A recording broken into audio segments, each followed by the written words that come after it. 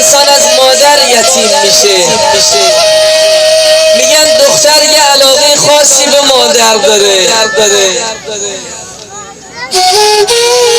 میگن اون دختری که مادر نداره دیگه در این دنیا غریبه. میگن دختر بدون مادر دل میکنه. میگن دختر بدون مادر میمیره. چه گذشت بر دل شما؟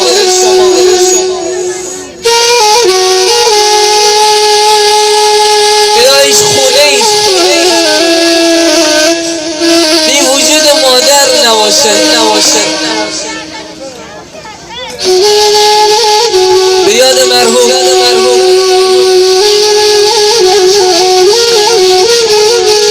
صادق حاجی زاده هم بگم به یاد مرحوم لحیای خجسته گفتن این مادر خیلی به خواهرش علاقه داشت.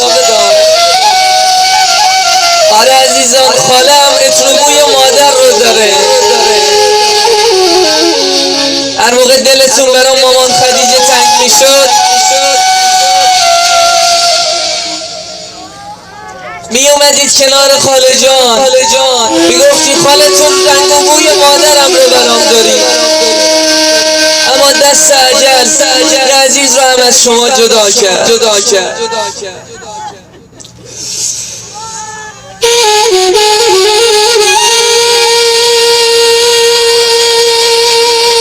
گفتم مادر، گفت همانی که شبها کنار گهوارم بیدار نشست، گهواره جنبانی کرد برا من اولادش. مادر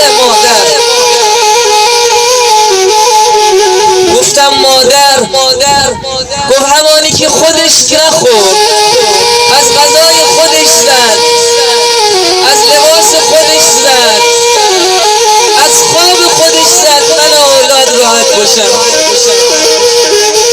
آخه تو چه موجودی هستی مادر؟ چه بلای همه رو به جان میپری. دردای دلت رو با کسی نمیگی مادر. میگی بذار دخترم آسوده خاطر باشه، بذار همینم آسوده خاطر باشه، بذار حسین من آسوده خاطر باشه.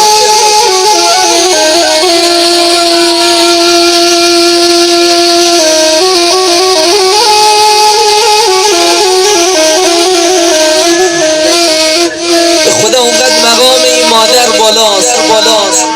پیغمبر خدا میفرماد خیر دنیا میخوای، خیر آخرت میخوای، دور شمع وجود مادر بشه. اصلا مردم